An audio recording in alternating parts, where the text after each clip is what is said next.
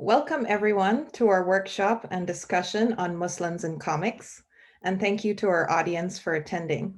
Today's event is sponsored by the Global Islamic Studies Center at the University of Michigan, Ann Arbor, and co-sponsored by the Center for Middle Eastern and North African Studies, the Digital Islamic Studies Curriculum, the Department of Middle East Studies, and the Arab and Muslim American Studies program in the Department of American Culture. Thanks also to our two local comic book stores for their support, Vault of Midnight in Ann Arbor and Green Brain Comics in Dearborn. Our four faculty speakers will be Esra Mirze Santesso, Associate Professor in English at the University of Georgia, Chris Gavaler, Associate Professor of English at Washington and Lee University, Karla Mallette, Professor of Italian and Middle East Studies and Chair of the Department of Middle East Studies at U of M, and me, Aliyah Khan, Associate Professor of English and Afro-American and African Studies at U of M. You'll hear a more in-depth bio of each person later as they give their presentation. First, a brief word on how this Muslims in Comics event came to be. The genesis was a panel on the same topic organized by Esra and me at the Modern Language Association's International Symposium in Lisbon, Portugal, last year in 2019. Karla was also an intended participant, and although we already knew Chris's wonderful work on comics, we were fortunate to meet him during the panel Q&A in Lisbon. We were so excited about the intellectual synergy that happened in Portugal that we planned an in-person continuation of our conversation at U of M in April of 2020. That, of course, was canceled due to COVID-19, but we're now very happy to be here to share with you and each other our evolving work on the timely subject of Muslims and Islam in comics and graphic novels. A special thanks to Karla as former director of the Global Islamic Studies Center for spearheading the event planning, to Samar Ali, the current director of the Global Islamic Studies Center for his support, and to our staff person, Hannah Matar, for her tireless work organizing this event through its various incarnations. Muslims in Comics will be moderated by Sena Duran, a third-year PhD student in the Department of American Culture at U of M. Her research approaches representations of Muslims in US visual media through feminist and gender studies frameworks, with specific attention to the use of monstrosity and eroticism in narratives of US nationalism, empire, and racial subjugation. I'll turn it over to Sena now. Thank you, Aliyah, for the introduction, and thank you for the panelists for being here and for the audiences attending. As Aliyah mentioned, I am your moderator today, which means that I will be moderating the Q&A portion and the talkback portion of these panels, as well as introducing you all to the panelists as they present. To start off our webinar, if our first panelist is ready, I'd like to introduce Esra Santesso. Esra Santesso is Associate Professor in English at the University of Georgia. She's the author of Disorientation, Muslim Identity in Contemporary Anglophone Literature, published by Palgrave Macmillan in 2013, and co-editor of Islam and Post-Colonial Literature, published by Routledge 2017. Her essays have appeared in a variety of journals, including the Journal of Religion and Literature, Critical Muslim and Post-Colonial Text. Her current book project, tentatively titled Muslims in Comics and Warscape, focuses on visual and rhetorical representations of Muslims situated in conflict zones. As part of her presentation today, Esra Santesso will get us started with a focus on human rights and narratives of war in Iran and Kashmir. Thank you so much for that introduction, Sena. And before I start, I also would like to take a moment to thank the organizers of this webinar, Hannah, Karla, and Aliyah. Especially. It would have been great to be able to meet in person, but under the circumstances, I think this is the best we can do. Okay, without further ado, so I'm sorry about the technological troubles, but it's bound to happen once or twice. So there are two novels that I'm looking at. One is Malik Sajjad's Munu, A Boy from Kashmir, and the other one is Zahra's Paradise. Despite the differences in genre, one being a Künstlerroman and the other one being a collage made up of real-life events strung together, the two narratives share a common interest in capturing human suffering as a way of interjecting history and paying tribute to those who have been erased out of official records and registers. For these authors, bearing witness is not only a form of observing injustices, but also a moral call for action. One protagonist becomes a political cartoonist, while the other becomes a human rights activist and a very active blogger to talk about the human rights violations in Iran. A brief introduction of the two works may be useful here. In Munno, the title character goes up in contested border territory of Kashmir under the Indian occupation, where violence is an everyday occurrence. Sajjad employs a visual grammar that echoes Spiegelman's anthropomorphic use of animals and mouse. By illustrating the members of the Indian Army as humans, while depicting Kashmiris as hungals, an endangered species of deer, Sajjad emphasizes the lack of state protection available for Kashmiris who exist in a permanent state of exception. The hungals, in other words, visually reinforce the idea dehumanization experienced by those excluded from traditional Western human rights as their constitutional protections are removed. As he gets older, Munno, who is Sajjad's younger self, starts drawing cartoons based on photos of unrecognizable, disfigured people from the newspapers. For Munno and later for Sajjad, cartoons becomes a form of recovery and resistance. As he sketches mothers mourning the dead of the children, he thinks about his brush as a weapon. Sajjad takes on the position of the indirect witness as he testifies for those who cannot speak for themselves. Zahra's Paradise, a fictional story inspired by true events, focuses on the disappearance of one protester, Mehdi, after the disputed elections of 2009 in Iran. Mehdi's mother and brother embark on a dangerous quest to find him, or at least to recover his body for a proper burial. In the process, Mehdi's brother, disillusioned by the recklessness of mass media, decides to write blogs to draw attention to the humanitarian crisis unfolding. Quote, "They want to wipe Mehdi off the face of time, confiscate the sound of his name, the turn. There can be no witness." For the protagonist, narrativizing Mehdi's final hours is not simply about personal closure, but about the importance of political exposure. He wants to hold the government accountable. As the main plot unfolds, Amir and Khalil take detours, different kinds of events as backdrops. At one point, they talk about the execution of the two queer men. In another instance, they bring up Neda Aga Sultan, who was the young protester becoming the face of resistance in Iran. So weaving fact with the narrative unveils the systematic use of state-sponsored violence to ward off further dissent.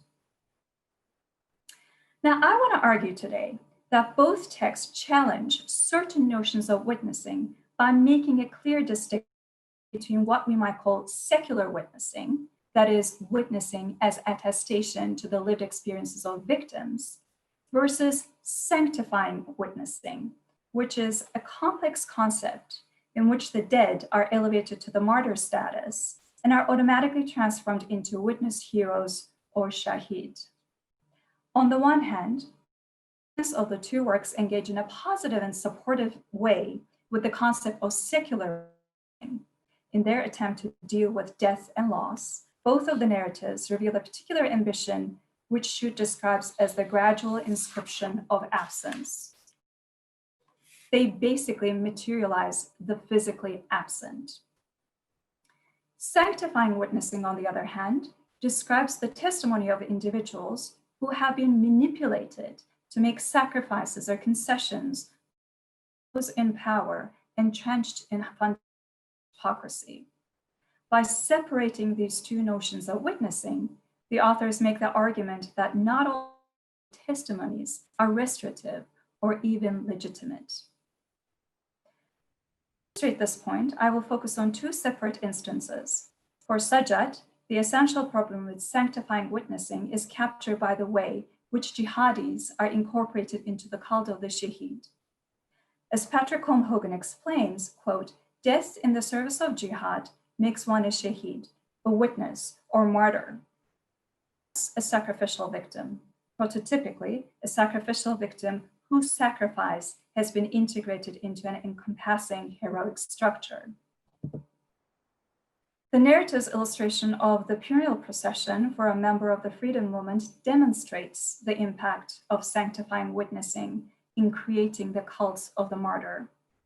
After a crackdown, news comes to Munno's house, a suspected militant working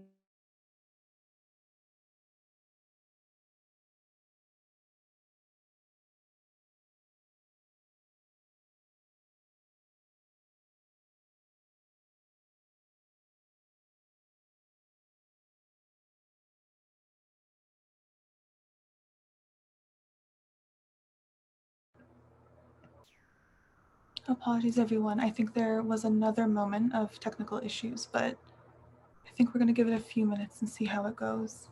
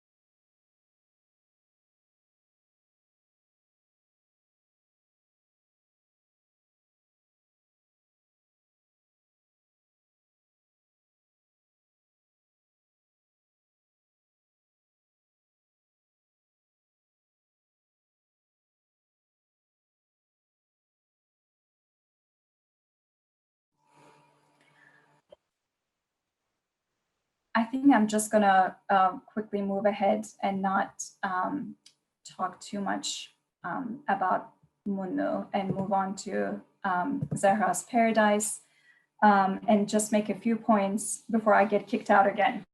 I think the gods are not working in my favor today. So in Zahra's Paradise, sanctifying witnessing occurs at the state level, as officials from the theocratic state randomly bestow martyrdom on murdered detainees to silence the families of the victims.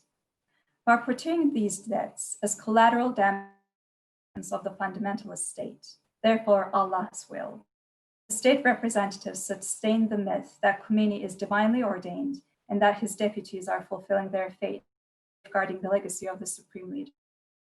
As families are pressured to sign official documents relieving the government of guilt, they inadvertently become complicit in a cycle of violence. When the protagonist and his mother are finally granted an audience, they realize that the government is doing anything they can to deem these deaths as martyrdom. But the protagonist's mother refuses to believe such rhetoric, and she keeps saying that she did not raise her son to be a sacrificial lamb on the altar of the Islamic Republic. She, in this instance, refuses to bear false witness to the imagined martyrdom of her son. So I want to pay attention to this one particular panel. It's interesting that Amir and Khalid explained this absurdity of Khomeini and Rafsanjani in this one huge panel in an illustration. And they talk about the pillars of the state, which are basically bureaucracy, torture, and rape.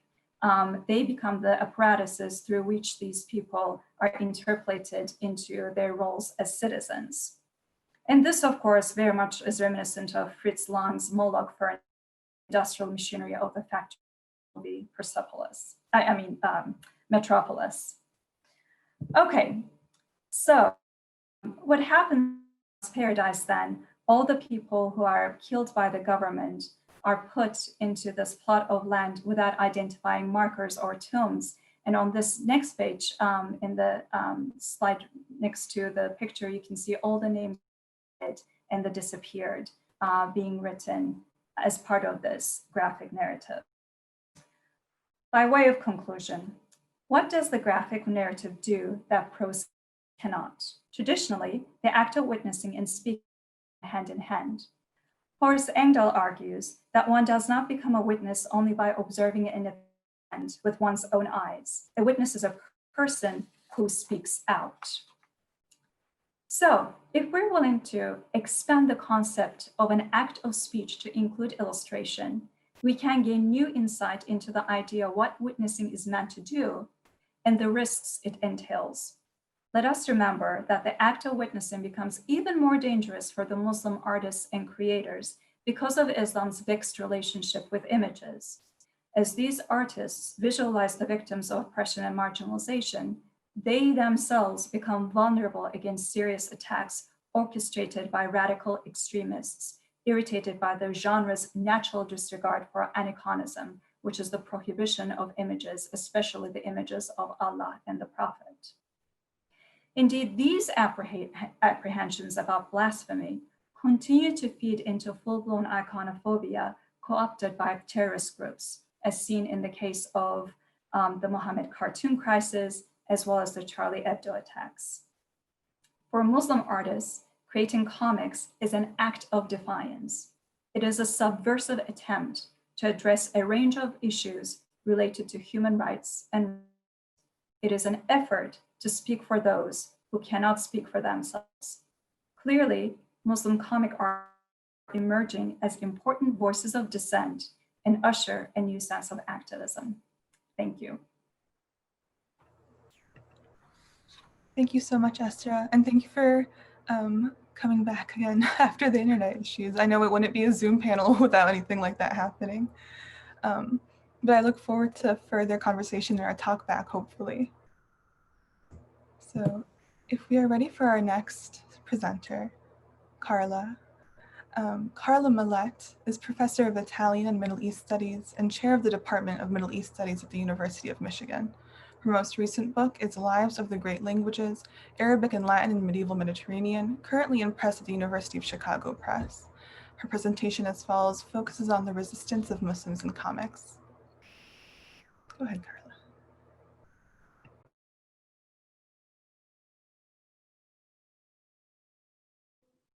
Okay, hi everybody.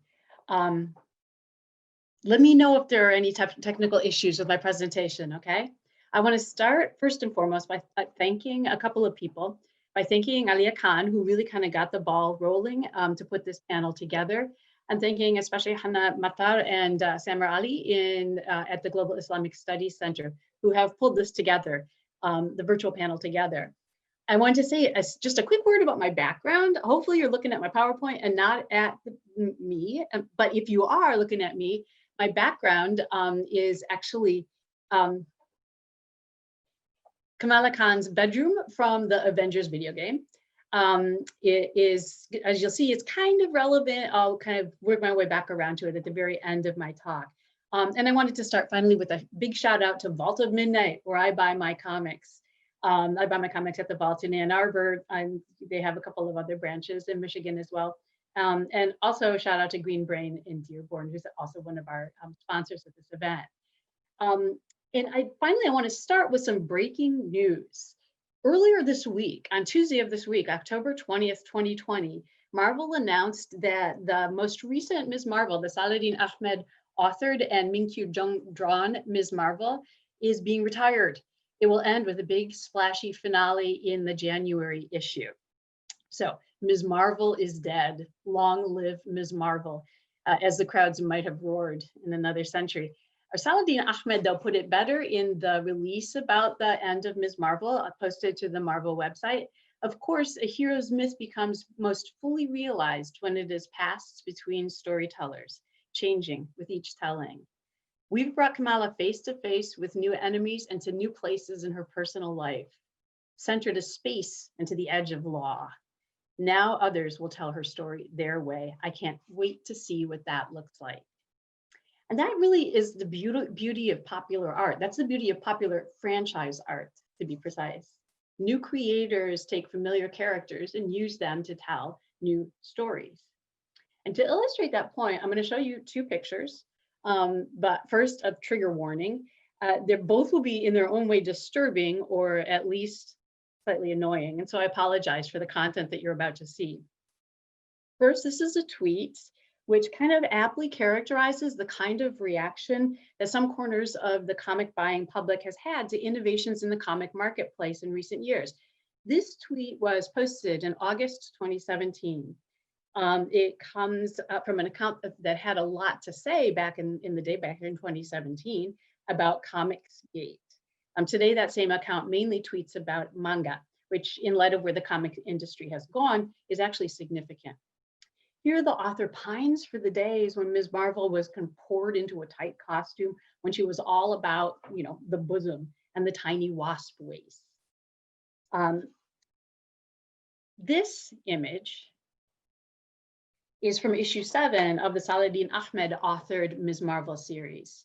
And I apologize to those of you who were expecting to see Ms. Marvel in the modified burkini, which she wore in the Willow Wilson and Adrian Alfona reboot of the series, but this image is also part of the story that I want to tell today. Ms. Marvel is dead. Long live Ms. Marvel. Now, what I plan to do in this short talk is to summarize the kind of the tempest in a teapot that is known as Comicsgate, and to talk briefly about how it intersected with Islamophobia. I will use Ms. Marvel, who's the best known and most popular Muslim character in American comics today. She's the only one to have her only own comic series as a platform. I'll use her as my central example. And then I'll cycle back to talk about these two images and where Ms. Marvel is headed next. Hold on one second. Never mind, I'm checking on the messages to make sure that I am not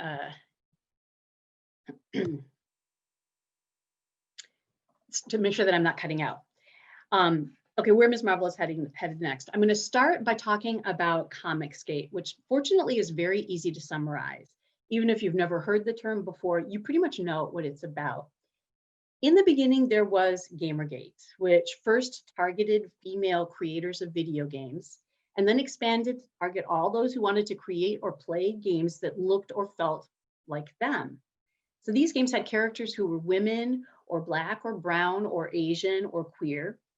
The creators, and by association, the players of those games, were dragged in social media, and creators were doxxed and dragged in real life by an army of trolls who saw themselves as guardians of purity in the world of gaming, meaning that they wanted games to remain a preserve for white guys. Next came the sad puppies moment, sometimes also known as rabid puppies, when similar people with similar aims tried to do the same thing in the world of science fiction by hijacking the Hugo Awards. Both of these movements sputtered and kind of died around the time that Comicsgate emerged in late 2016 and early 2017. Comicsgate is entirely derivative in its ideology, focus, and aims. All of these movements target a niche genre, a genre which in the past was associated with adolescent boys, but which has seen rapid evolution in recent years. They objected to the prevalence of what these critics call SJWs, or social justice warriors, in content production in each of these three media. The Comicsgate trolls in particular take aim at what they see as the takeover of comics by storylines that don't focus on male hetero protagonists, white male hetero protagonists, but rather on female characters or gay characters or characters who are ethnically diverse. They target the writers and artists who create these underrepresented characters. In particular, they object to diverse reboots of the superheroes associated with Marvel and DC Comics. Comicsgate unfolds mainly on YouTube channels and subreddits. Sometimes it spills out into Twitter. Proponents complain about the decline of their beloved brands and heroes, and they drag comics creators and the big two comics companies for destroying what in their version of the good old days, was a white adolescent male fantasy world. And here's the thing about what Comicsgate critics say about what's happening in the comics industry. They're actually not wrong.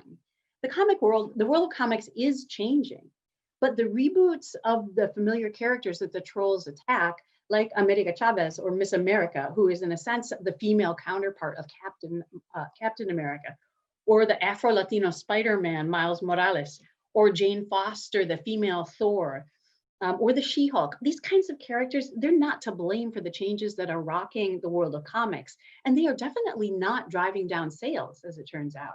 This is one of the claims made by Comicsgate critics, that SJWs are not only spoiling comics for them, but also driving away the audience, because nobody today wants to hear about superheroes with feelings, or at least not with the kinds of feelings that a gay female Latina superhero might have. They're not they're not wrong to say that comics are changing, but in order to understand recent changes in the comics market, and in order to understand Comicsgate as a response to those changes, I want to first drill down on the Islamophobia of the movement, and then look at where sales are actually headed. Now, and as I said, I'm going to focus on Ms. Marvel because she's the most prominent Muslim character in American superhero comics. She does draw her share of Islamophobic attacks. She's also on the receiving end of misogynistic attacks, as you've already seen. Because Comicsgate, like Gamergate and like Sad Puppies before it, is focused primarily on gender.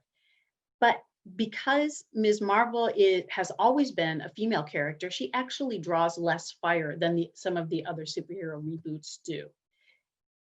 If you Google Superman and SJW, for instance, you get 545,000 hits. Because the trolls do not like Miles Morales, who is an Afro-Puerto Rican version, a young kid version of Superman.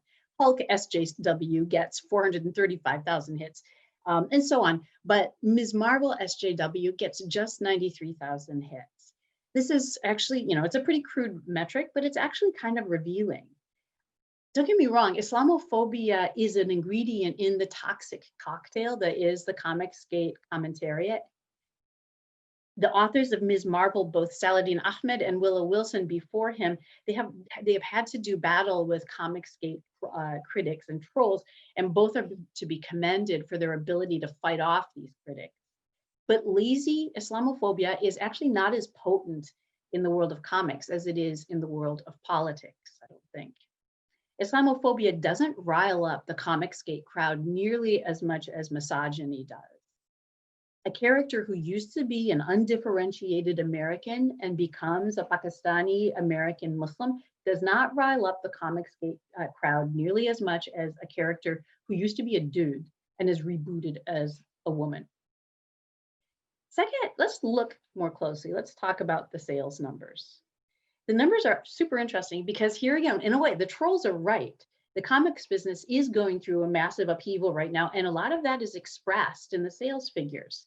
Sales are not down, that's not true, but a specific niche is in decline, and not by coincidence, it's the niche occupied by the Comicsgate critics. It's the superhero and science fiction niche. Sales figures in the comics industry are actually healthy.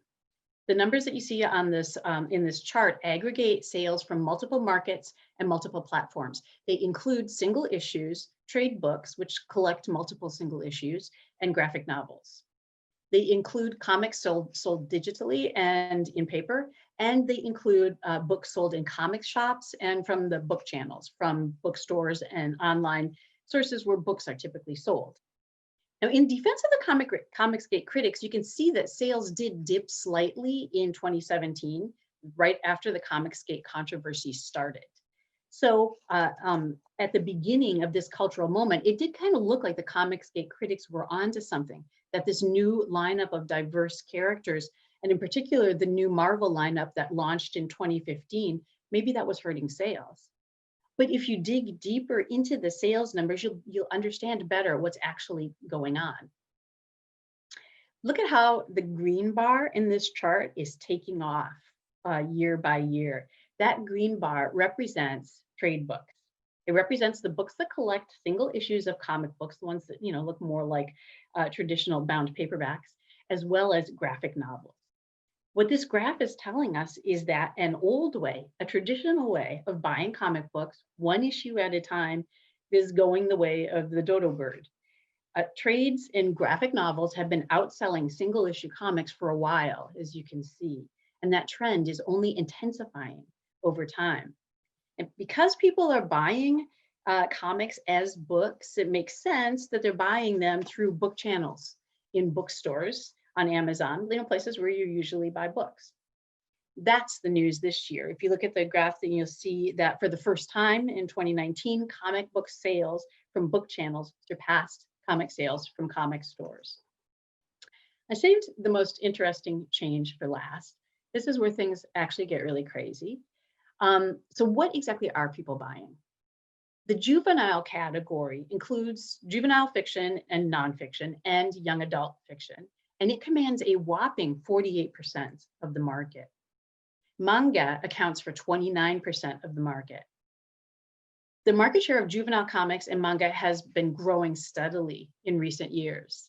Superhero comics and trades, the birthplace of American comics and the niche of Comicsgate trolls, that accounts for just 10% of the comics market.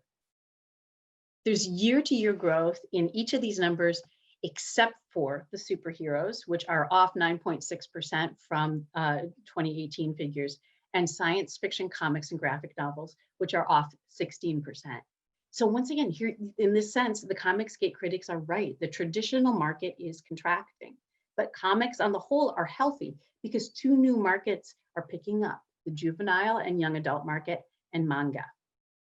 So the change that the Comicsgate critics identify is real. In fact, I would say that Comicsgate trolls are trying to close the barn door after the cows are gone, because the change in a way has already happened.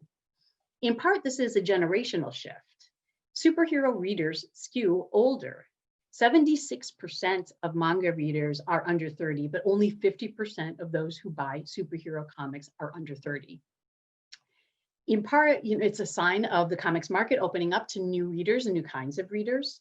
In only 22% of those who buy superhero comics are women, but manga readers are 56% male and 44% females, almost evenly split. And the manga art audience is also more diverse, although here the disparity is a bit less striking. 59% of those who buy manga identify as white, while 69% of those who buy superhero comics identify as white.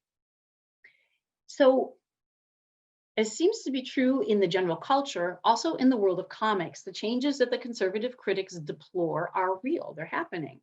The world they mourn, where white male superheroes defeat evil villains, that really is beginning to look like an artifact. To illustrate this idea, I want to look at the Ms. Marvel image that I showed you at the beginning of this talk. This is the image of the costume worn by Ms. Marvel in the last Saladin Ahmed authored story arc, the last trade book. And it's a costume that seems to objectify Ms. Marvel in the same way that the old-fashioned superhero comics did. In the first issue of the Ms. Marvel reboot, Kamala Khan struggles to find a costume that won't hinder her movement, but that also won't offend her sense of modesty. And she adapts a burkini to serve her purpose. This costume, which is much more form-fitting than the burkini, it kind of feels like a throwback in the sense that it looks like the superhero costumes worn by both male and female superheroes back in the day. Spoiler alert, it turns out that this costume is actually a character in its own right. The suit itself is sentient. It's called Storm Ranger, and it's an entity that can make Ms. Marvel's superpowers even more super, but it also has its own consciousness and will. It's actually animated by alien artificial intelligence.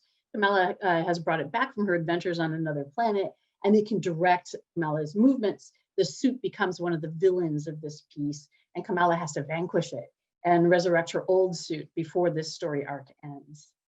The previous arc had ended with Kamala's father in the hospital, hooked up to machines, struggling to recover, and he's still undergoing treatment in this arc. And it's tempting to see the possessed suit as a metaphor for a couple of things. First, the intervention of modern medicine, which protects the vulnerable human body from external forces that threaten us. And second, the suit feels like what Freud would call the return of the repressed. Feels like a symbol of the past of superhero comics, when male and female superheroes both put all of the troubles of this world beside as soon as they put on their form-fitting costumes, when the costume gave them immunity from psychological complexity. But that, of course, is a fantasy. Superheroes were always a reflection of the cultural id as well as the cultural ego. They were a reflection of the zeitgeist. If you think about the sales figures that I showed you today, it's tempting to conclude that comics today are going through an upheaval that's similar in some ways to the transition from comic strips to comic books back in the late 30s and 40s. And just a word about that word "embiggening" on this slide. You know, my spell checker doesn't recognize it, but it has been added to the Merriam-Webster dictionary, largely thanks to its use in Ms. Marvel. So in other words, we've seen this kind of transition before. It's cyclical.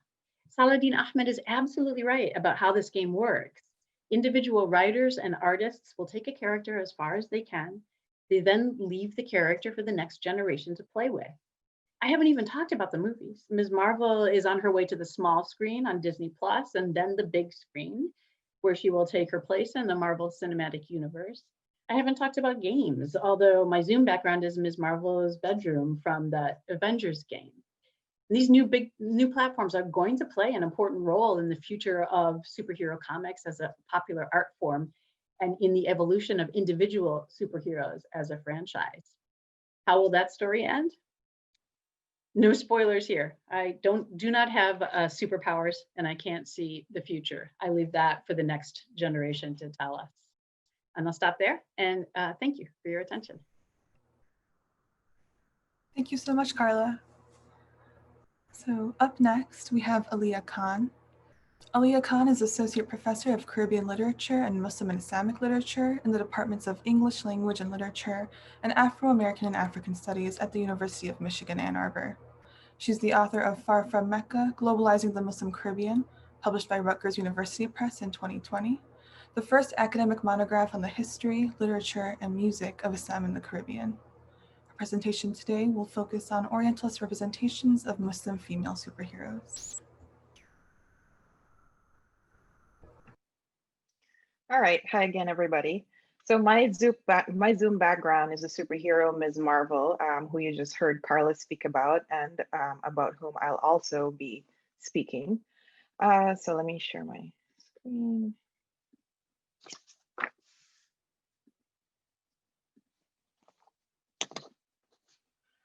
All right.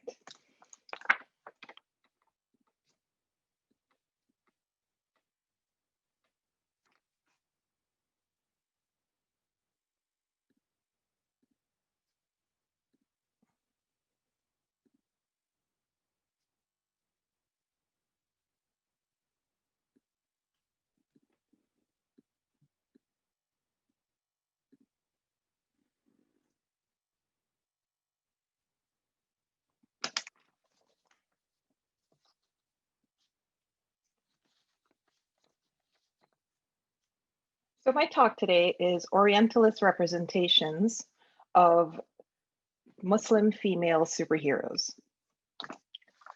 Hannah, can you tell me if you all can see my slide, my PowerPoint?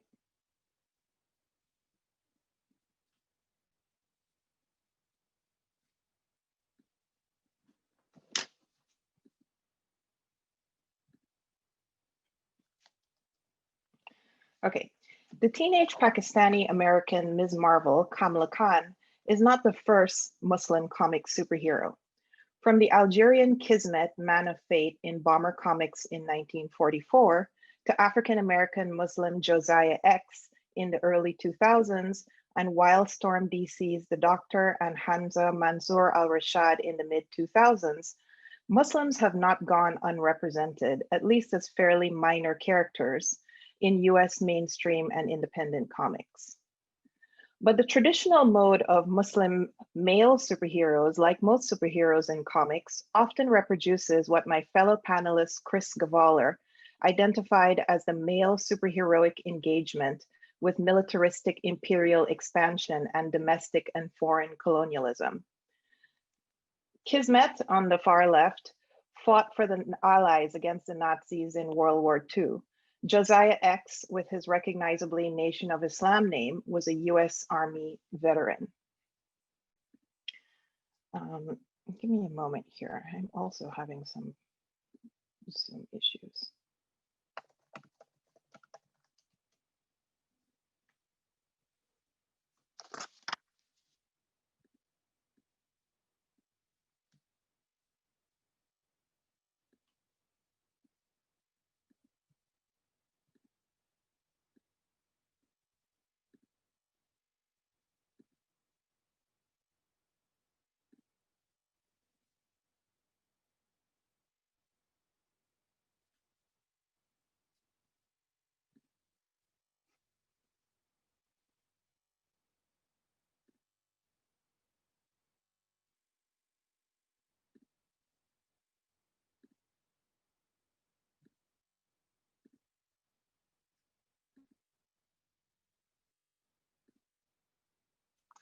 All right, let's try that again.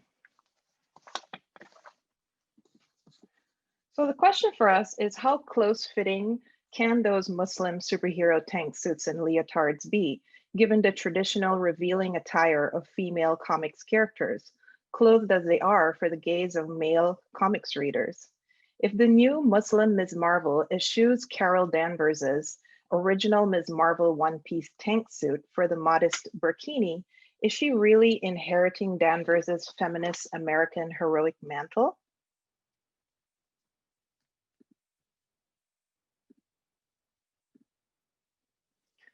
In comics created or set in the Muslim world itself, superheroines like the Egyptian Kahira, the Pakistani Burqa Avenger, and the Yemeni Batina from the Kuwaiti comic The 99 sidestep some debate over modesty of dress because they simply incorporate their daily hijabs, niqabs, and abayas into their superhero costumes.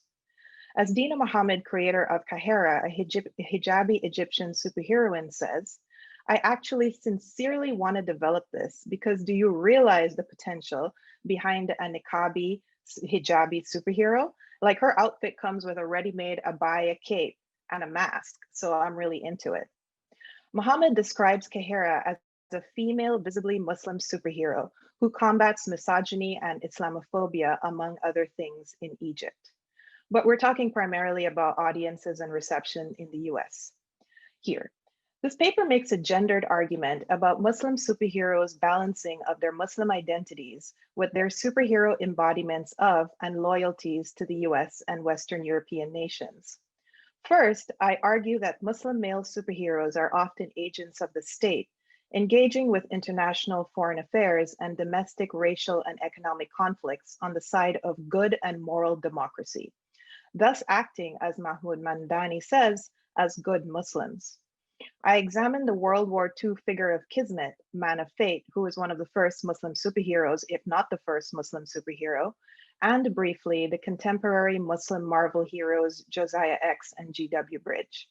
Second, I showed that unlike Muslim male superheroes, superheroic Muslim women like Dust and Ms. Marvel are typically portrayed as conflicted between their cultural and religious loyalties to Islam and their allegiance to the state.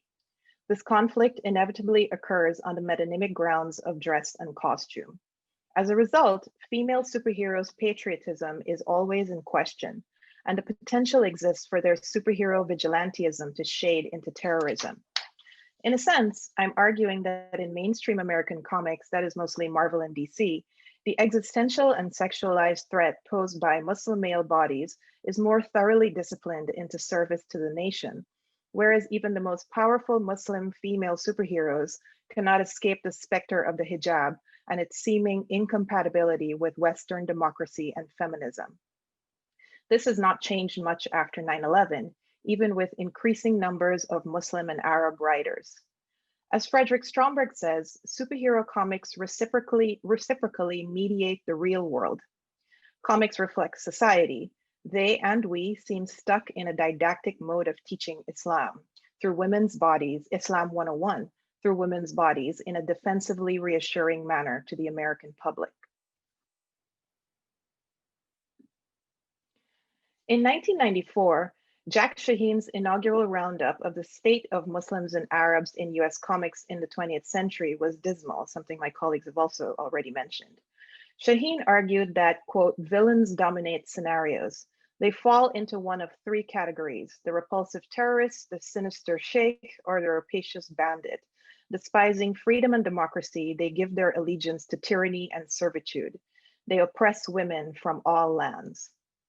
Shaheen cites scenes and characters from the comics Tarzan of the Apes, Batman, and Uncle Scrooge, among others. Here on the left is Tarzan battling Arab quote-unquote desert devils in the jungle in 1977, and on the right, the supervillain, the Joker from Batman, speaking on behalf of Iran to the United Nations on how he and Ayatollah Khomeini share insanity and a love of fish. Note that the Batman comic is from 1988, right after the Iran-Contra affair during the Reagan administration. After 9/11, Stromberg notes the advent of characters who seem to have been created to resist stereotypical or racist configurations of Arabs and/or Muslims as terrorists and submissive veiled women, arguing that it is more difficult to find negative stereotypes of Arabs and Muslims in American comic strips today, most likely due to the influence of the political correctness debates of the 1990s and to the growing presence of Arab and Muslim Americans as a visible and vocal group of citizens, readers, and consumers. There are now more Muslims and Arabs involved in comics writings and production, as Marianne Rett confirms. I also see a liberal desire to teach comics consumers about the harmlessness of good Muslims, those hardworking apolitical immigrants trying to achieve whatever is left of the American dream. Rarely are foreign Muslims depicted as so good and noble. It was not always so. The golden age of comics superhero Kismet, who debuted in Bomber Comics #1 in 1944, was an Algerian Muslim who battled Nazis and the Axis powers on behalf of the Allies. He is the first known Muslim superhero in US comics. Kismet was a supremely good foreign Muslim and white-skinned to boot. His yellow, green, and red superhero costume was quite Orientally stereotypic. It consisted of a standard bare chest, cape, gloves, and high boots, but also a fez and a lower garment that looked suspiciously like opaque harem pants. A red letter V, maybe for victory, graced the fez and boots. During World War II, like Superman and Captain America, Kismet spent a good deal of time punching Nazis, which you can see on the bottom there. The debut Captain America #1 in 1940 famously featured on its cover Cap punching Adolf Hitler. 4 years later, Kismet's left-handed punch to Nazi jaws and forward lean when punching any man wearing a swastika armband mirrored Cap's movements. Elliott Publishing Company, which published Bomber, was initially known for its literary adaptations of classic books to comics. Kismet's creator was billed as one Omer Tahan, a composite Muslim pen name for several non-Muslim writers and artists, most importantly, a female Jewish American comics writer, Ruth Roche. Kismet's name was Kismet, or destiny or fate, as he possessed precognitive abilities. He had perhaps the inherently Islamic superpower of knowledge of the fated future, or Allah's will. His favorite exclamations marked him as dramatically Muslim.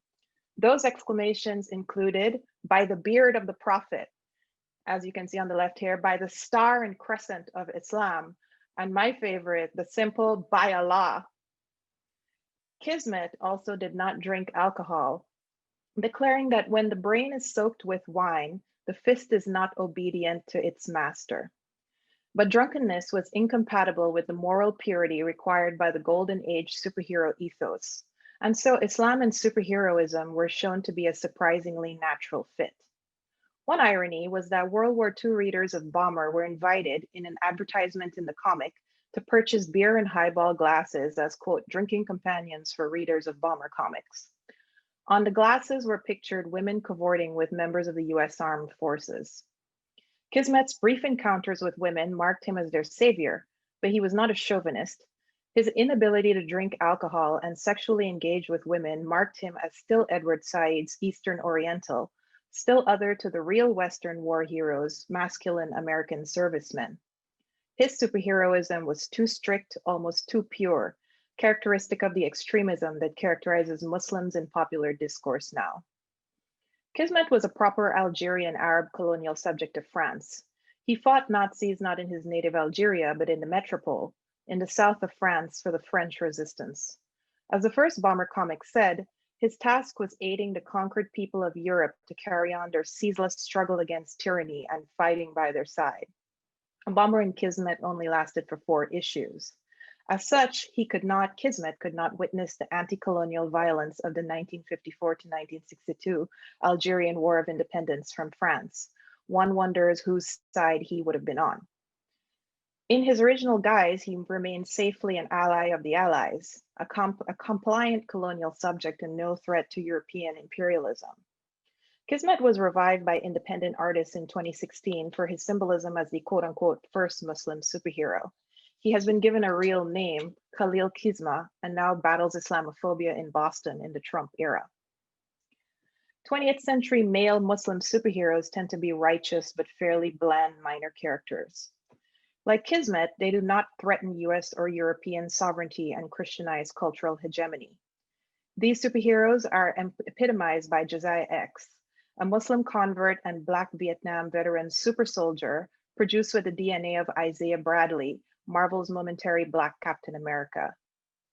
He's characterized as a Brooklyn Muslim activist and minister who is hostile to police, and his X symbolizes alliance with Malcolm X and the Nation of Islam, rendered in the comic as the quote-unquote lost tribe of Shabazz, a group term coined in real life by the NOI's Wallace Fard Muhammad and Elijah Muhammad to describe the ancestral heritage of African Americans.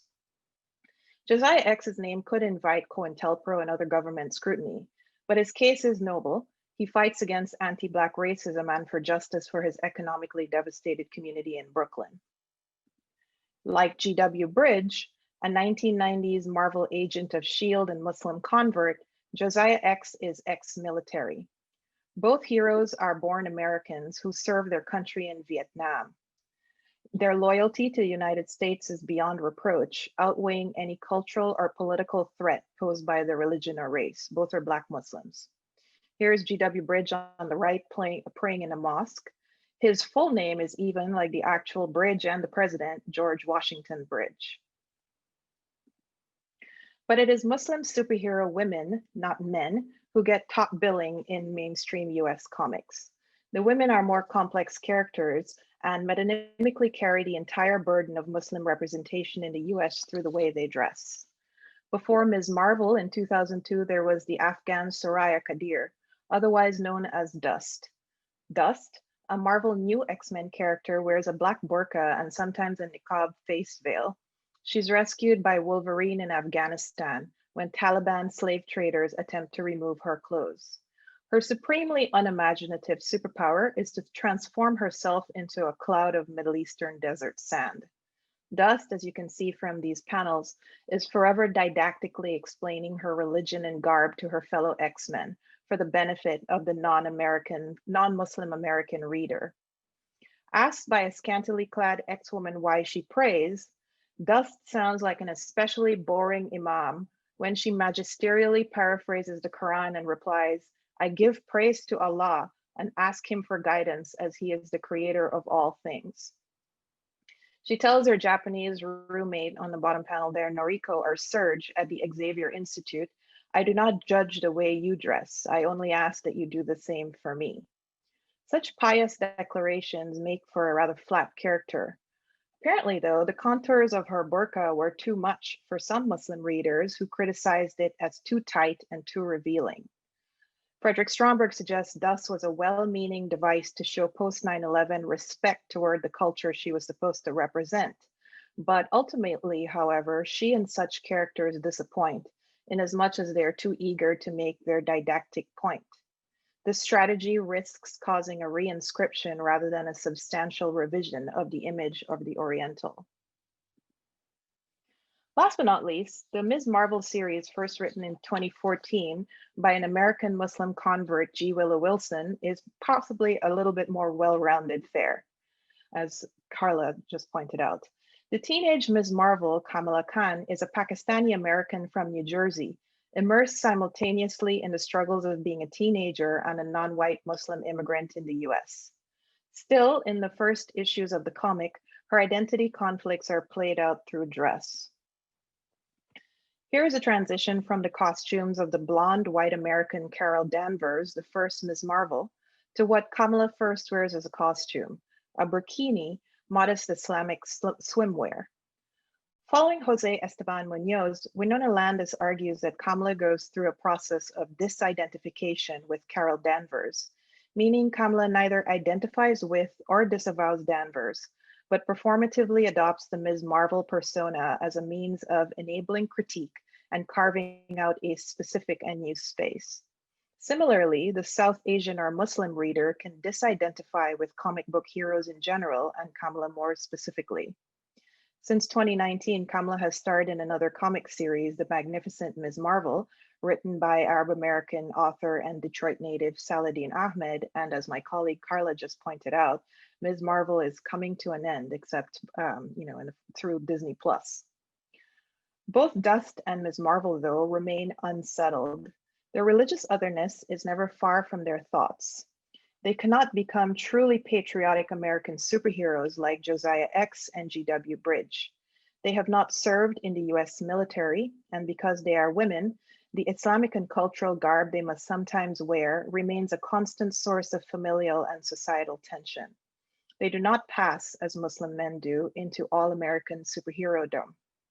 In addition, the promise of Kamala's syncretic American Muslimness may be rendered partly moot by a later revelation that she is an inhuman, a human alien hybrid.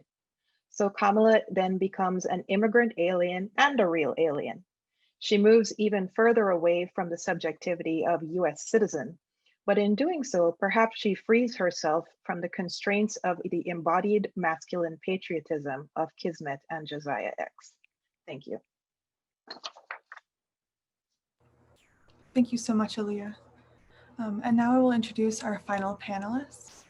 Chris Gavaler is an associate professor of English at Washington and Lee University. He has published 3 books on comics, on the origin of superheroes, superhero comics, and superhero thought experiments, and has 2 forthcoming books, Creating Comics and the Comics Form, The Art of Sequenced Images. As the final panel for this event, Chris Gavaler's presentation offers a historical redirection, focusing on the Islamic history of 20th century superheroes. We will be concluding with beginnings and with the consideration of origins and development. Thank you so much. Karla said earlier that superheroes are artifacts reflecting the cultural zeitgeist of past decades. It's those past decades that I particularly want to look at now. I've got a collage of them behind me, and I've given myself a yellow tint to suggest the yellowed paper of pulp magazines. Superhero Islamicism, that is a word that I have invented for the purposes of this presentation. It was my attempt to isolate a subsection of Orientalism that focuses on specifically and differentiates Muslim aspects. I think ultimately it fails, and I think it fails for interesting reasons, and that's what I want to get into. First, 1978, Orientalism, Edward Said pointed out that there appears to be what looks like a fundamental ontological distinction between the West and the rest of the world.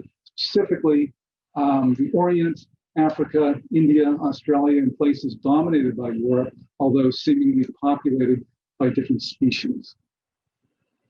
That map here gives you a sense of the part of the planet that he's looking at most. However, it extends beyond just these continents. For instance, the United States frontier is part of this colonial periphery, and as far as its presence in superhero and proto-superhero texts, I'll look at, for example, I'd like you to think of Gladiator from 1930 and Doc Savage pulp novel series from starting in 1933. These are 2 characters who heavily influenced Superman, Jerry Spiegel created in 1938. And these characters gain their origins in some way from ancient Aztec and or Mayan culture. So the colonial periphery is quite wide, and it goes well beyond just a map of the world. I think one of a very useful text to look at first is in 1912, Edgar Rice Burroughs' The Princess of Mars. He created the character of John Carter. Mars is effectively the Orient, and the way Edgar Rice Burroughs creates it, I think, is particularly useful because it shows how Orientalism does two things. It merges distinct cultures and purposely does not differentiate them, but at the same time, Muslim culture is at the center of that world, that pretend world. So here's a 1970s version, same two characters, John Carter and The Princess of Mars by Frazetta. Here is a more recent version, and I think you can see pretty clearly these images are playing off of late 19th century harem imagery, and this is disturbingly a really pretty common trope in science fiction and fantasy. Here we have Princess Leia wearing essentially identical garb. Disney, in 2012, 100 years after the publication of A Princess of Mars, made a disastrous film. John Carter, it was originally called John Carter of Mars. At the last minute, they dropped of Mars for reasons that are obscure. This, I think, is a particularly good example of not just Orientalism in general, but the way Muslim culture, trappings of Muslim culture, but not Muslim identities, are at the center of it. Describing how the film was made, the special effects particularly, Martian women wear flowing Mideastern garb. The cities of Mars are modeled on the ancient ruins of Petra in Jordan. Michael Chabon, Michael Chabon, who was a co-writer of the screenplay, he likens the four-armed Tharks to 19th century Afghani tribesmen, and the director gave them the look of desert-dwelling people, specifically the Maasai warriors and Aborigines of Australia. Plus, for musical icing, they used Led Zeppelin's Kashmir for the trailer of the film. So that mashup of distinct cultures, all just woven together, is a quality, I would say, the key quality of Orientalism. And specifically note that, as you can see, Princess of Mars is over here off the map, but it's also down here in Australia and in Africa and in Jordan and in Afghanistan and in India. So the center of this Orientalist periphery it overlays disturbingly well with this map of Muslim populations. Islam is, I would argue, the center of Orientalism, even though it's called the Orient. I think its center is actually Islam. So now what I want to do quickly is go through a fairly long list, but of examples of where pop cultural superheroes, proto or superheroes, fall on this map. So after writing John Carter of Mars, Burroughs wrote the more famous Tarzan of the Apes, 1912. He placed that in the Congo. He knew nothing about the Congo. It may as well have been on Mars. The Phantom, 1936, by Lee Falk. This is a particularly good example of how Orientalism can literally move the world around. Originally, the Phantom, explicitly colonial, he operates in a colonial nation. Originally, that nation was in Africa, what would appear to be Somalia if it were an actual place. Then, for no apparent reason, the author decided to move the entire nation to somewhere near India and called it Bengala. And then after that, more recently, in a miniseries in 2009, Bengala was moved to Indonesia. Now, it's not that the character moved locations, it's that the country that the character lives in moved nations. It's much more radical. In this merging, you'll note that Somalia and Indonesia, Malaysia more specifically, these are Muslim majority nations. And India, not Muslim majority, but it has the largest Muslim population of any non-Muslim majority nation. It's the second largest religion in India. So Islam is central to all of these locations.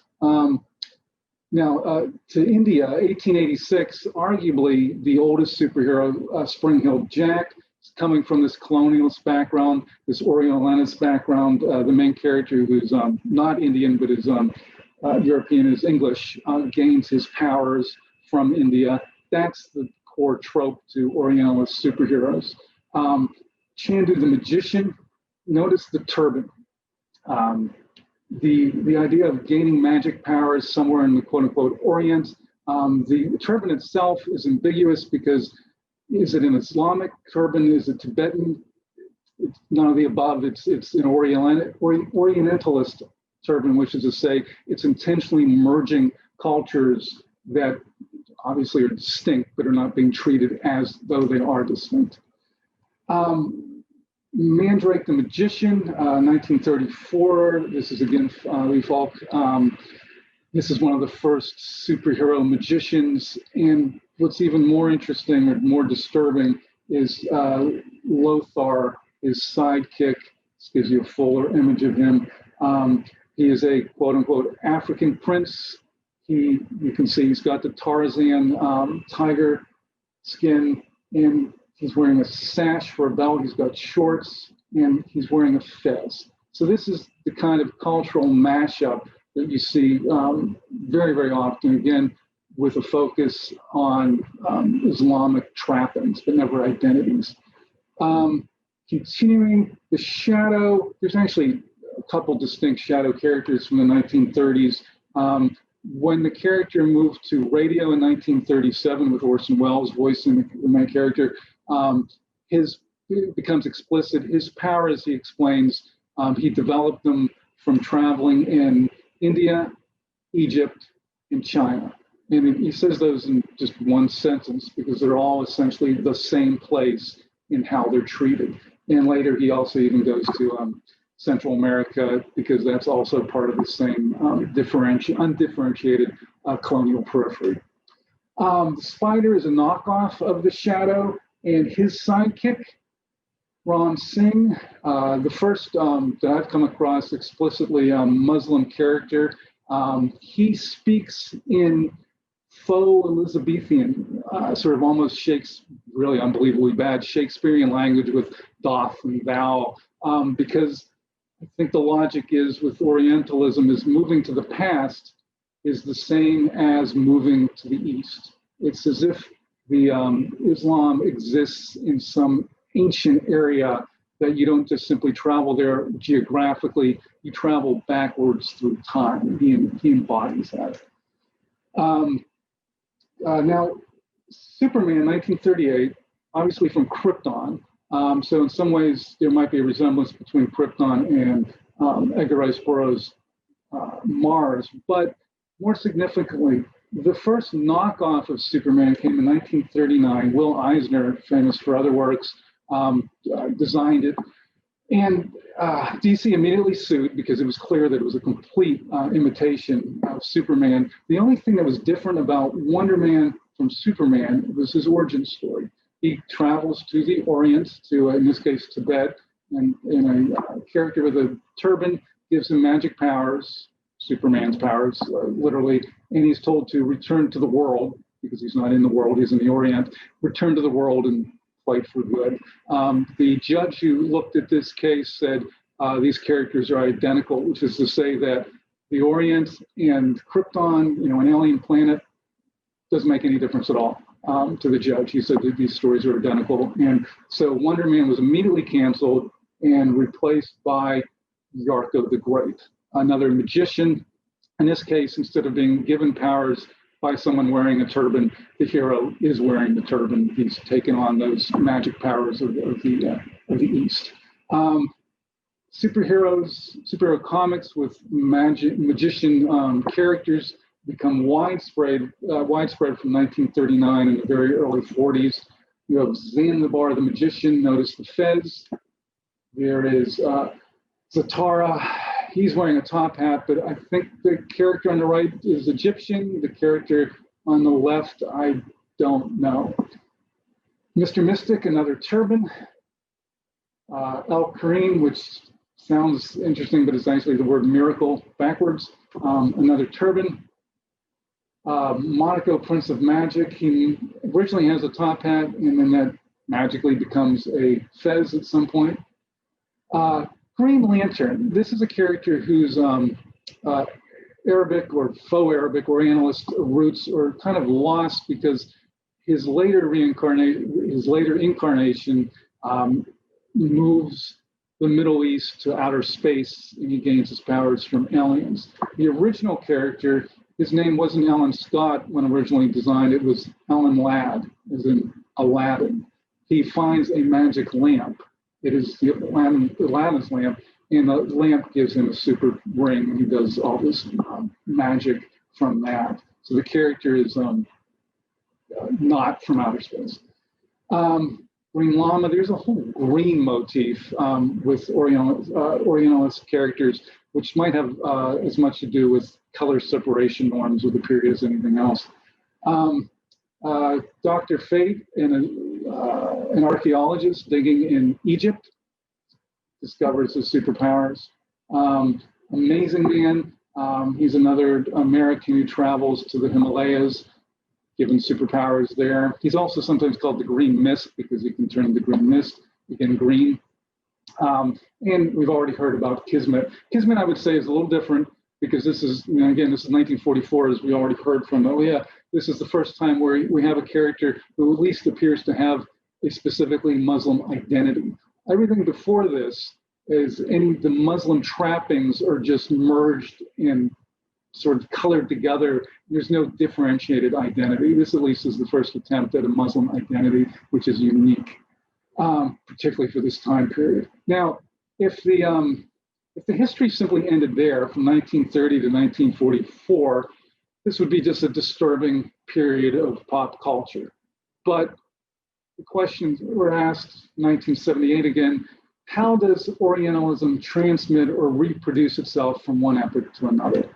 And answer, it is as if a bin called Oriental existed into which all the authoritative, anonymous, and traditional Western attitudes to the East were dumped unthinkingly.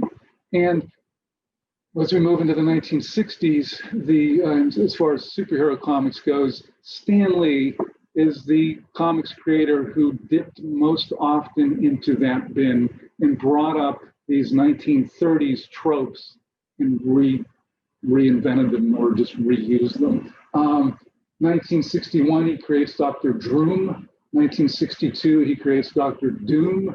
1963, he creates Doctor Strange. They all have the same origin. They're Americans who go to the East, get magic powers. This trope continues. The character Thunderbolt from Charlton Comics, a competitor of DC and Marvel. This will become important later. Deadman, a rather obscure character now, but he also gains his powers exactly the same way as these other four. And here's one that's worth pausing a little bit longer on, because in 1971, Dennis O'Neil significantly expanded Batman's origin story to include this Orientalist aspect. He created a character named Ra's al Ghul, and Al Ghul, I mean, you just take out the O and it's Ghul. He's the demon, the monster. So it's a sort of pseudo-Arabic name. He's born 600 years ago. So again, the past and the present merge. And he's from a tribe of Chinese nomads settling in the desert somewhere in North Africa near a city governed by a sultan. So again, it's that whole mixture. And apparently he leaves his nomadic tribe and enters the city and studies and becomes a scientist and eventually discovers the secret to immortality. And eventually he trains Bruce Wayne, which enables Bruce Wayne to become Batman. And also enemies, of course. So 1971, we still have this resurgent wave of Orientalism. It continues with, character Iron Fist, and probably most significantly in 1986, the character of Ozymandias literally is the character Thunderbolt. DC Comics purchased Charlton Comics and took all of their characters and just Alan Moore just renamed them for the Watchmen series. So this shows you how these characters and these tropes just continue. It's just a wheel that just keeps turning. For the last piece I want to give right now is I want to focus on this key region right here, blowing it up a little bit: northern India, northern Pakistan, eastern Afghanistan. And let me just do another overlay so you can see what this looks like with a more recognizable map. My final point is that one of the earliest origin points of all comics, Superman, is coming from this region as well. So Action Comics #1 dates to 1938, but the name Superman comes most directly from the play by Bernard Shaw, Man and Superman. The word Superman has a really complicated early 20th century explanation. It's connected to eugenics. It's the idea of humans are going to evolve into the next species. That species is going to be called the Superman. Siegel took that word, which was extremely well known, and named a character after it. But the name Superman is Shaw's translation of Nietzsche's Übermensch. And so moving back to 1883, this comes from Nietzsche's Thus Spoke Zarathustra. Zarathustra is the German name for the ancient Iranian prophet Zoroaster. Now, of course, although Nietzsche did apparently read these ancient writings, he creates his Zarathustra as his own creation. I would argue it's Orientalist, and it's also the oldest origin point for Superman, and so therefore also for the entire genre of superhero comics. Thank you. Thank you so much, Chris. And thank you to all of the presenters. This is a reminder to the audience, so we will start our talk back now with the panelists, and we will follow with the Q&A. So if you do have any questions, please feel free to drop them into the Q&A below the screen. But before I begin the talk back, I wanted to initially address just the sheer breadth of subjects and materials and methodologies that have sort of emerged in the consideration of Muslims in comics as an area of study. I mean, we have questions of human rights violations and being witness to human rights violations, the consideration of gender in the comic book industry in the US generally, and just the origins of superheroes throughout the 20th century and their Orientalist roots. So I'm sure that you have comments and questions for one another. So I do have questions on reserve, but if any of you have any questions or want to respond to one another, we can start from there.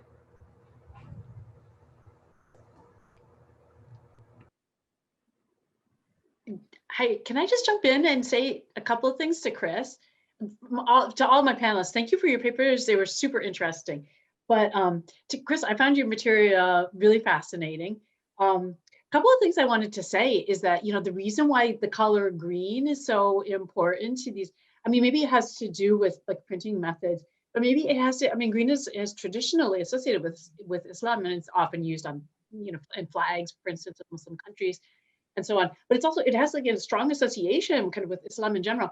And back to the middle, I'm a medievalist, I can tell you that back to the Middle Ages, you know, characters like in the Christian West, green was used to represent characters who were understood to be Muslim.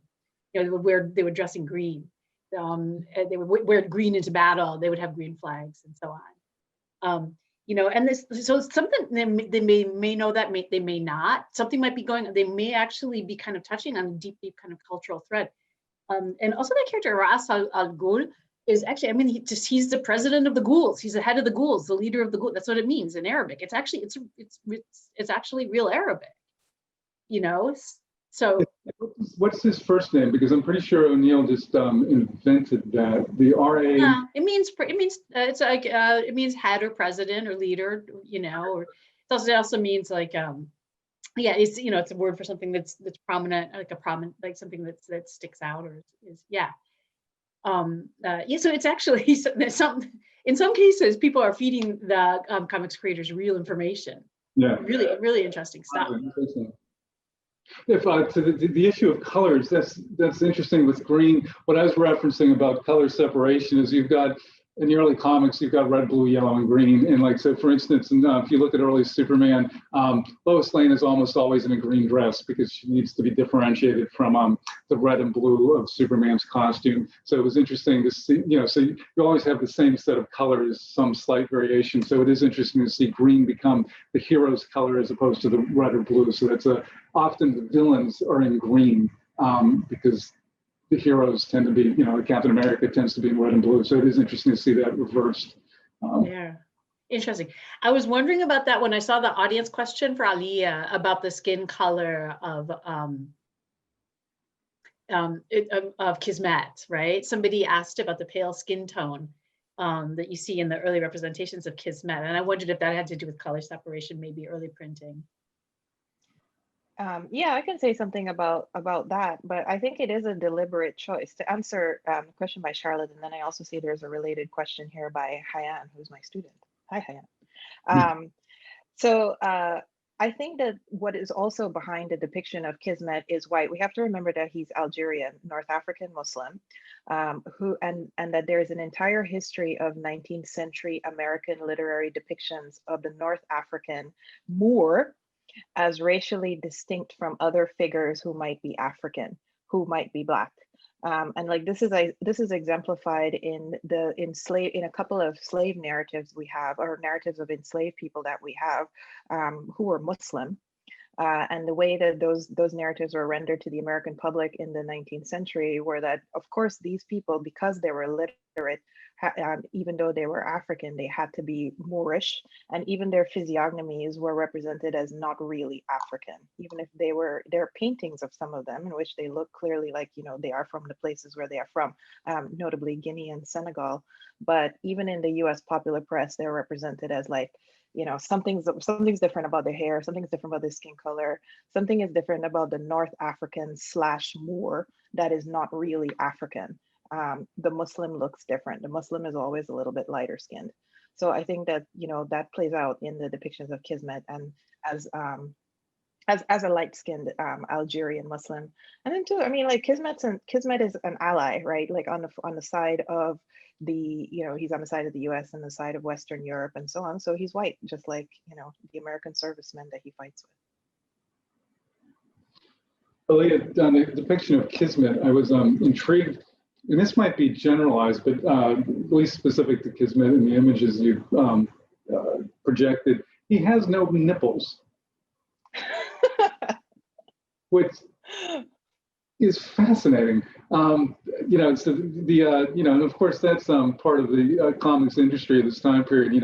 Trying to present but not present sexuality in multiple ways. But I've never noticed a character not having nipples. Usually, there are not that many shirtless characters because the superhero costume is really just like a line and then color separation, right? And so that usually a character doesn't have nipples because they're wearing a skin tight shirt.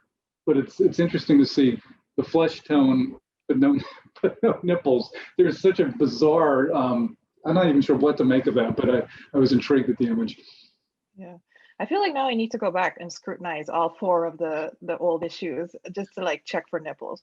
I guess I mean, like I didn't even realize that, but like I do think of him as a desexualized character.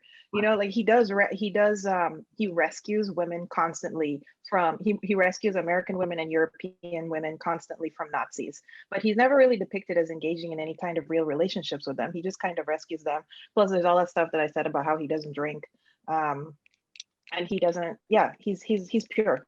He's a pure Muslim man with no discernible vices.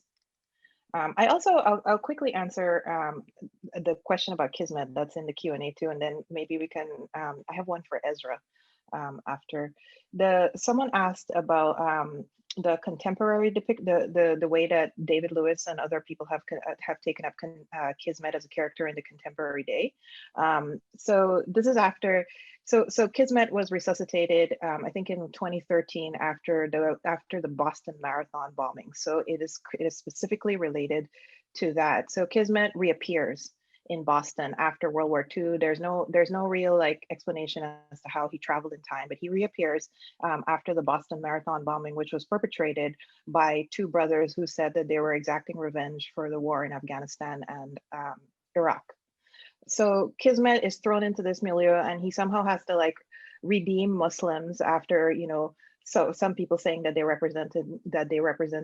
had represented Muslims carried out this terrorist act, but he's reluctant to act. So he's reluctant to do anything, even though he's like clearly charged with this mission. He doesn't want to be a hero. So I guess in some sense that really like puts him squarely in like the field of like dark age comics, where like Batman and so on like have all these conflicts over being a superhero and if they can like go forward and what and you know they have moral conflicts. Eventually though he does act, right? So I think there's something there about he you know he's taught by somebody else who attempts to become the Muslim superhero who is then deemed unworthy. There's a whole other story to it. Eventually he does act, but he has to be kind of pushed to act. So there's something there. I think there's some commentary there about what good Muslims are supposed to do, you know, to react to bad Muslims' actions. I was going to add to that, Aliyah. I had never heard of Kismet before I heard you speak about him in Lisbon. And I became like a huge fan. And I've been reading about him. And I've been very interested in what David Lewis. Oh boy. Has to say about his survival, but I remember drew him to Kismet was because like he was doing this research and he went all the way back to look at all these different kinds of Islamic heroes, and he's like, it's so easy to find Muslim villains, in fact super villains, but it's so difficult to find somebody who is being portrayed in a, you know, more positive light.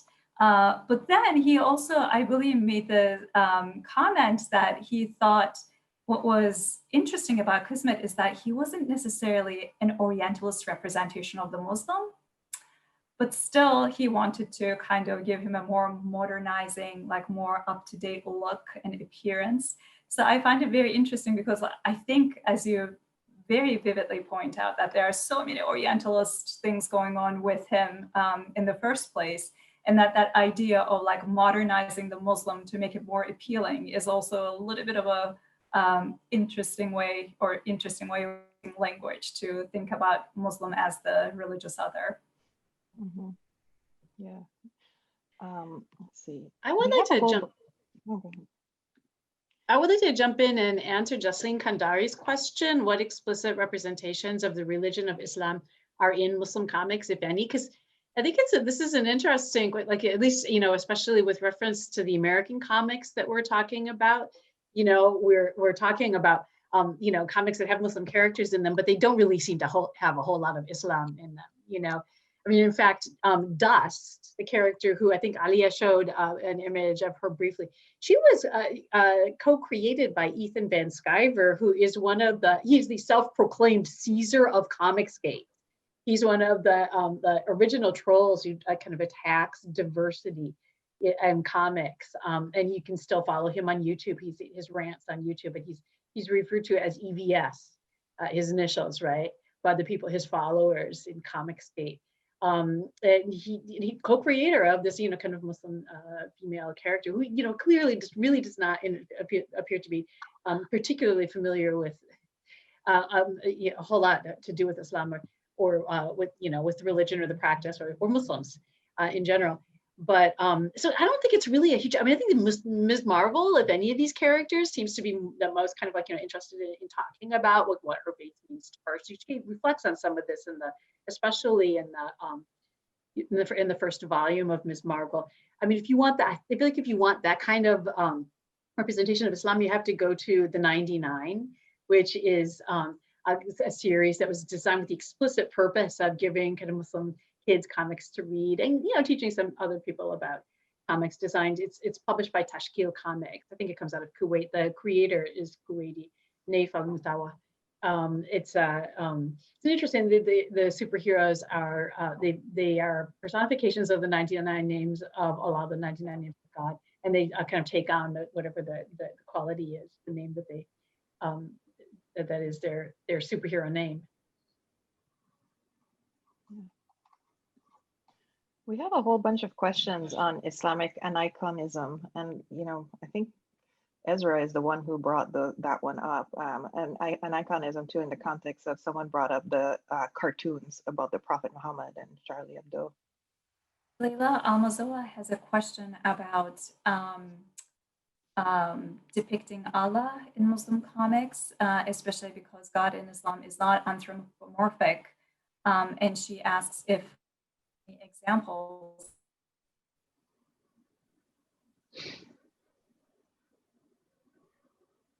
I think the very basic scene, and I'm going to see if I can put this on my camera, but young Marjan decides to read Marx, and she also discovers Islam, which is a very secular form of Islam, through the eyes of her parents. And she starts having an imaginary friend that is the combination of Karl Marx and her vision of Allah. And on page 13, right over, I'm going to be able to see this with my background, but you have a depiction of Allah in the human form. It's very controversial, of course, given Islam's history of aniconism. I haven't seen any examples where Allah is anthropomorphized. There are, of course, you see the Quran in Munno very repeatedly as he's doing his recitation and learning how to read the Quran. There are instances where protagonists pray, you have the prayer rug, and they're reaching, they're thinking about the Islam in very spiritual terms. There's always a sense of looking up to heavens, but illustrating Allah in human image is very rare, and I think Satrapi is one of the brave ones to do that. There was also a related question, I don't know if you want to answer that as well, about any conversations or anything you wanted to bring up about sort of the Western cartoonist response to sort of the, to like for Charlie Hebdo or Everybody Draw Muhammad Day, like are there any, I suppose, anything that you would know about that context or about those responses and perhaps even how Muslim cartoonists themselves have responded?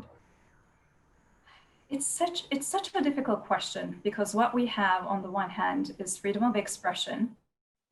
On the other hand, there's the kind of the vulgar marketplace where cultural insensitivity becomes something to be celebrated, which is problematic.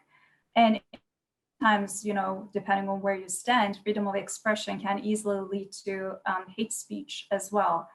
But there are two things that I find very interesting about the Charlie Hebdo attacks. I remember right after the attack, I'm sorry, not the Charlie Hebdo one, but the Mohammed cartoon crisis. There was a gentleman who was representing the Muslim Alliance in the Netherlands, and he was being interviewed on the radio, and he kept saying, well, of course, it is not what we hope to see when we're trying to integrate to a Western society, and these are stereotypes and bigotry that are being directed to us. On the other hand, he said, it is not that Muslims don't have a sense of humor, and we can't enjoy seeing a cartoon here and there talking about Islam. And I think I lived that very kind of in real time as I showed a movie in my class one time called Four Lions. I don't know if anyone is familiar with the movie, but I was co-teaching that class with a friend of mine, a colleague of mine, who is a post-colonialist. He's a white, older gentleman. And I, the kind of the Muslim post-colonialist who also happens to be female. And my students watched the movie with horror because it talks about a group of jihadis trying to become suicide bombers in England. And it was so problematic, but it's a dark, it's a satire, something I think social media has completely made us numb to in terms of like thinking about satiric things. And my students asked us, which one of you chose that movie? And when I said it was me, they were like, because it kind of legitimized, like it was okay to laugh because I, as a Muslim, found it funny. And it was okay for them to be able to respond to it that way.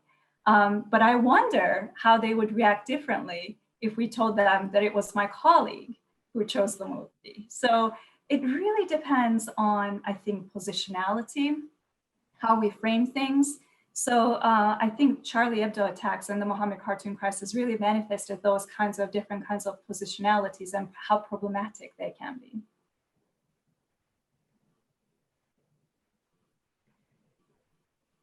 On the issue of positionality, Caleb is asking in the Q&A about the fact that Superman's roots are Jewish in many ways. And I think, and why or if that is different from Orientalism, I would say that it is because of the positionality of the creators. Not only Siegel and Schuster, but a majority of early comics, superhero comics creators were Jewish, and there are usually indirect, but occasionally direct elements of representation of Jewish culture.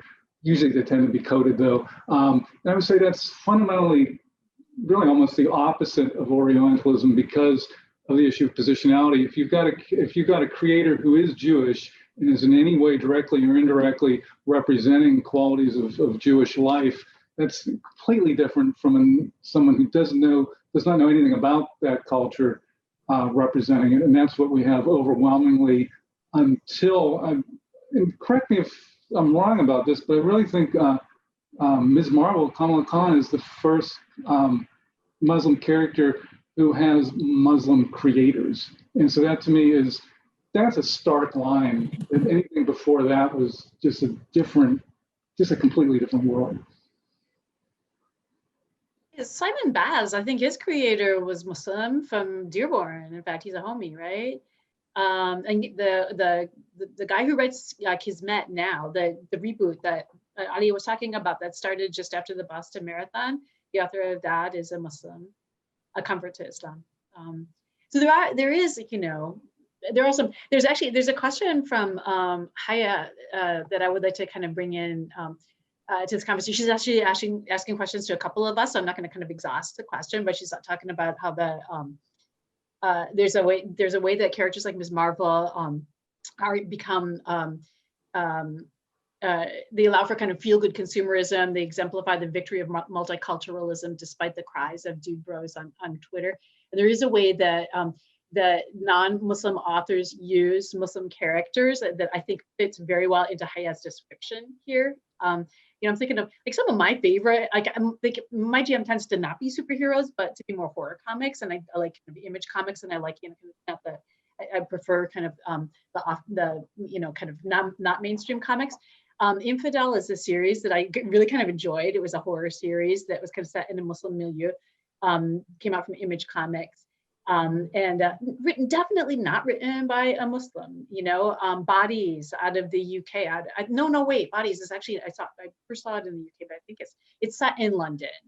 I'm not sure who wrote it, if it was an English artist or not, but not written by Muslims, but has a Muslim character in it, a prominent Muslim character in it.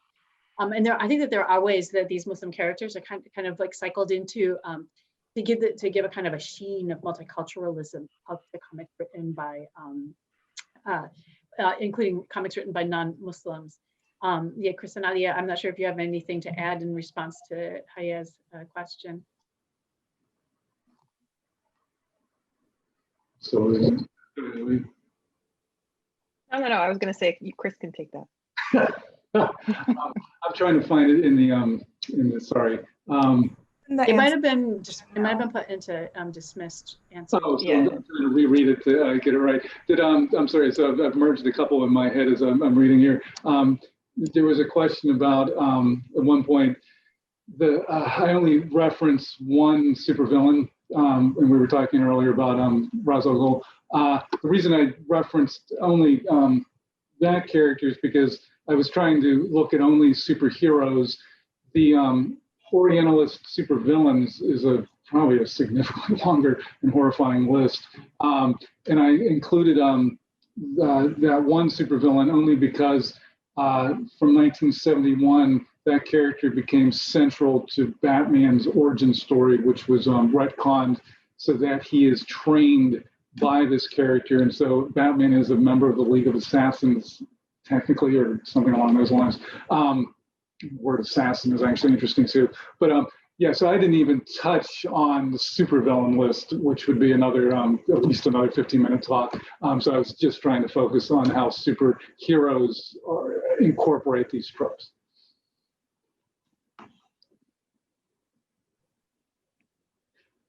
I have a question, if I could ask, of Aliyah, and I guess also of Karla, for the way Ms. Marvel is presented. The clingy clothes, or how the clothes appear on her body. This is something I've been trying to do more often in my research right now, is focus on the art more than the words. And so I'm intrigued because one of the images of the old Ms. Marvel the pre-con Ms. Marvel, I was most struck by the change in artistic style. So from the original, from the 1970s, and I think the second version was from the highly sexualized 90s, it is I think of it as Neil Adams. Neil Adams around 1970, I think, redefined superhero comic art, and it's semi-naturalistic. It's obviously not naturalistic, but it's semi-naturalistic. But when Adrian Alfano first drew Con, he is entering into much more of a cartoon mode, and I'm using a term by Joseph Wytek, than a naturalistic term mode, which I find really interesting. So to me, it's not just simply a matter of analyzing the costume as though it's like actual fabric. I'm intrigued in how the universe, the fabric of the universe, of how bodies work, of how just human anatomy is altered by the artist's pencils and inks. I was wondering if you've thought about that at all. I could try to address at least the burkini part of that, and then maybe Karla, you can talk about the later sentient costume part of that. I think, one thing that we do need to pay attention to is Kamala Khan is a teenager, and the book, that particular iteration of Ms. Marvel is YA, like the intent, or at least the audience that really took to it. I remember in 2014 when it first came out, people were buying it for their daughters, nieces, girls in their lives aged between 7 and maybe 10 or 11 or 12.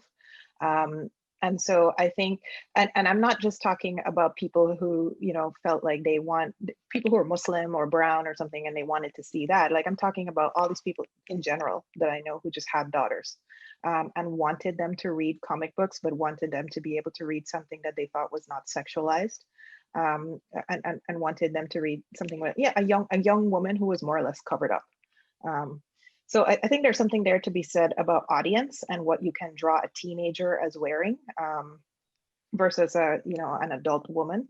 I don't know what I want to make of this exactly, but I think we should also pay attention to the fact that Carol Danvers, the original Ms. Marvel, when she became Captain Marvel, her superhero costume is full coverage. Long sleeves, long tights, plus the thing around her waist. So she too has transitioned to full coverage but it's just that it's skin tight, maybe because she's an adult woman. Yeah, and I also want to kind of shout out to Hayan Chowdhury, who asked a question, in fact, about the reboot of Kamala Khan's costume. Did the author that used the new costume for her explain why they chose to make that change? The costume is, in fact, it's sentient, it's a character, I was trying to make the argument that it's saying this is not, your question was super interesting, Chris. This is not going to answer that question. This is taking it in a more literary direction and allegorizing it as a representation of the treatment that her father is undergoing for a disease that he has, which is that he's got the superhero genes or stuff in his body, but he's not transformed in a good way by it. It becomes a challenge to him physically. And so the costume, the way that the costume kind of it takes over her body and possesses it, becomes kind of an allegory for the way that his body is being, is rejecting and not able to kind of is not given superhero powers, but instead is threatened, But there is definitely the artist Minkyu Jung has definitely a way different aesthetic. Salahuddin Ahmed as a writer has a really different aesthetic too. He does not, in answer to Hayan's question, he doesn't really talk about, as far as I know, I haven't looked at interviews. Salahuddin does not talk about what his ideas were behind that costume. He comes out of, like, unlike Willow Wilson, who wrote the first series that Aliyah was just talking about, he comes out of this real geeky kind of science fiction world, and he's definitely interested in playing with kind of props and toys the way that science fiction writers often are, and so he's playing out some scenarios that are definitely colored by that affection for the genre conventions of science fiction, and the costume is part of that. Whether the artist Min Kyu Jung is now that I know kind of where manga sales are taking the industry, I wonder, right, if there's some manga creeping into the aesthetic of, because if you look at the spreads, if you look at the, kind of like how the page reads, it's definitely reading in a really different way from the Willow Wilson, the Alphona John, first trade of Ms. Marvel. It feels much more like manga, in the rhythms and the dynamic and the visual dynamic of the page, which I do find interesting. So we unfortunately only have 3 more minutes left. And so I don't know if any of you have any questions or comments for each other, or there is also a reoccurring question that a few people have asked in the comments that I can also read aloud. Okay, so there's a question specifically, I think, about Orientalism broadly, in that in terms of both how comics, like representations in comics, and how scholarly works are addressing these comics, is there any differentiation between Arab, Middle Eastern, Muslim, the Orient? Like, how are these being very messy in the comics themselves? And how is sort of like the work on Muslims in comics, I'm assuming, like pushing it back against sort of the making monolithic of these regions and of these people? I'll answer the first part of that, because my argument is, as far as 20th century treatment, is that the whole point was not to differentiate. It was to just mash up and erase differences, absurdly so. And I think in the 21st century, we're now seeing something different that I can't actually speak as well to. Yeah, and I will say that. Oh, go ahead. I would also add to that, that especially here in the States, Islam is very ethnicized. And when we talk about, I work on Muslim literature, and Muslim literature is a field that is very legitimate in the United Kingdom, but here in the States, it's usually Arab American writing. So there's that kind of a conflation of race with religion that we see more often here in the United States than some other parts of the world. And I think one of the legacies of Muslim comics is really refuting that, and to be able to say, when I said, one of their primary objectives is to pluralize that Muslim experience, to be able to say, like, Muslims come from different cultural backgrounds, racial backgrounds, linguistic backgrounds, and homogenizing them in one way is not helpful, in fact, counterproductive, and it doesn't really speak to the complexities of the truth that they face in their Muslim homelands. Like, even Muslim homelands are so diverse and heterogeneous that it's very difficult to turn them into like one flattened representation. Yeah, for Ms. Marvel, I will say just really briefly that she was originally designed as Pakistani American in an effort to kind of differentiate between like different kinds of Muslims, and an effort to push back against kind of the Arab-centered ideas of Islam. Salahuddin Ahmed pushed her a little bit closer to kind of an Arabic, Arab Islamic cultural sphere. And I think that the character that he rolled out in issue 13 of Ms. Marvel, Mallette, who is an Arab Islamic character, is going to take that aesthetic and that kind of zeitgeist further. It's going to be more explicitly Arab Islamic and Pakistani American Islamic. Aliyah, do you want to add? Are you sure? I didn't mean to interrupt.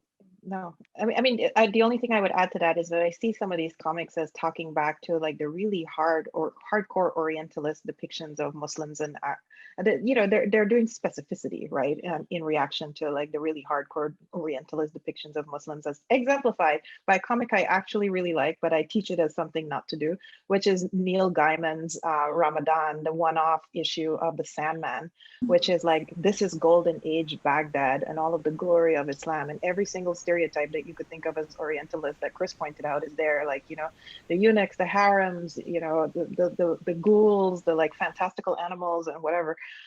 So all of these other comics, they are a little bit more about, thinking about what the people are, rather than the tropes. Thank you all so much. And thank you to the audience members who asked questions. And just to conclude, I'll introduce Samar Ali, who will leave with our concluding remarks. So Samar Ali is Associate Professor of Arabic Language and Literature and Director of the Global Islamic Studies Center, as well as the Center for Middle Eastern and North African Studies. He's the author of Arabic Literary Salons in the Islamic Middle Ages.